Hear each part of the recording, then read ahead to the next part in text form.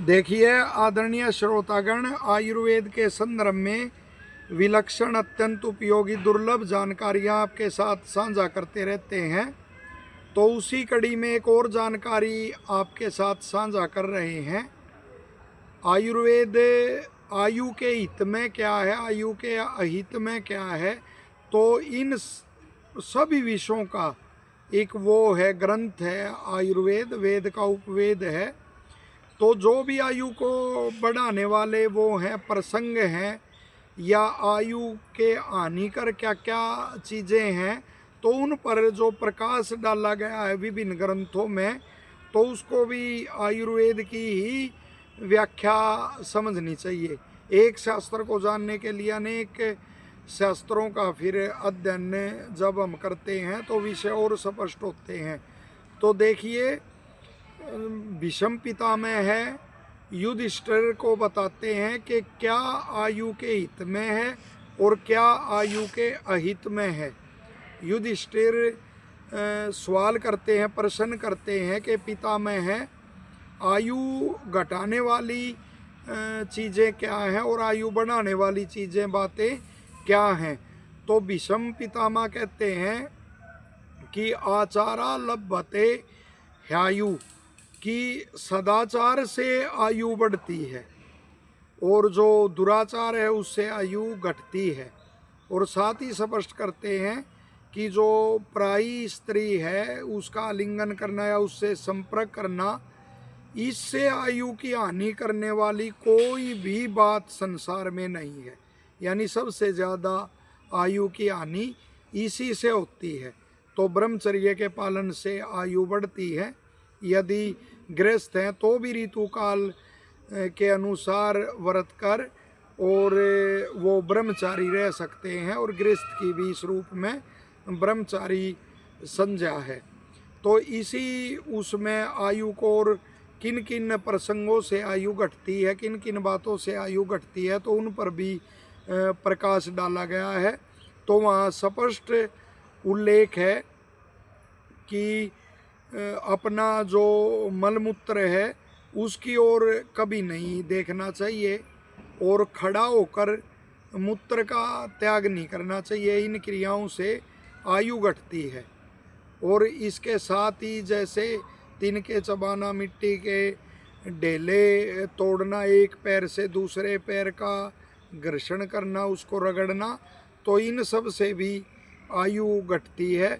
और कभी भी जैसे गायें हैं, अग्नि है, सूर्य है, तो इनकी ओर मुख करके और मूत्र त्याग नहीं करना चाहिए। और सोते हुए विशेष ध्यान देने की बात है कि सोते हुए कभी भी उत्तर की ओर या पश्चिम की ओर अपना सिर नहीं करना चाहिए, अपितु पूर्व की ओर या दक्षिण की ओर सिर करके सोना चाहिए। तो उससे भी फिर आयु की हानि नहीं होती। कभी भी दूसरे के जो वो हैं वस्त्र हैं या जूते हैं वो नहीं पहनने चाहिए। यदि वो पहनेंगे तो आयु की वो होगी, हानि होगी। और इसके विपरीत उससे आचार से वो आयु की बढ़ोतरी होगी। तो हम पर साथ के साथ प्रकाश डाल रहे हैं कि किससे आयु की हानि होगी और किस आचरण से आयु का लाभ होगा। इसी तरह से कभी भी स्नान करके कपड़े नहीं धोने चाहिए, नए गीले कपड़े पहनने चाहिए। माताओं का देखने में आता है कि स्नान करके भी कपड़े धो लिए, या कोई पुरुष भी ऐसी क्रिया करता है, स्नान के बाद कपड़े धोता है। तो वहाँ स्पष्ट भीष्म पितामह जो वेद शास्त्रों के प्रकांड विद्वान थे, महाविद्वान थे, तो वो स्पष्ट कहते हैं कि ऐसा नहीं करना चाहिए। और साथ ही प्रातःकाल उठकर, उससे आयु बढ़ने वाले आचरण क्या है, प्रातःकाल उठकर जो माता पिता को चरण स्पर्श करता है, अभिवादन करता है, नमस्ते कहता है, तो उसकी आयु बढ़ती है। और फिर गुरु जो हैं उनको नमस्ते करता है, चरण छू के वो करता है, नमस्कार करता है, नमस्ते कहता है, तो निश्चित तौर से उसकी आयु बढ़ती है।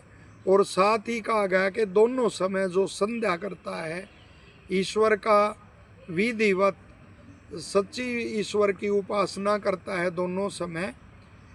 उगता हुआ सूर्य जब होता है तो सूर्याभिमुख होकर, सूर्य की ओर मुख करके, और जब सूर्य छिपता है तो पश्चिम में सूर्याभिमुख होकर जो ईश्वर की उपासना करता है तो उससे आयु बढ़ती है। और स्पष्ट लिखा हुआ है कि ऋषियों ने लंबी संध्या द्वारा नित्य संध्यात्वाद दीर्घमायुरापनुवन, कि उन्होंने नित्य प्रति संध्या करके और लंबी आयु उन्होंने ऋषियों ने प्राप्त की। तो इन उपायों से, ये कुछ उपायों पर हमने प्रकाश डाला है। आगे भी इस विषय पर और प्रकाश डालने का प्रयास करेंगे।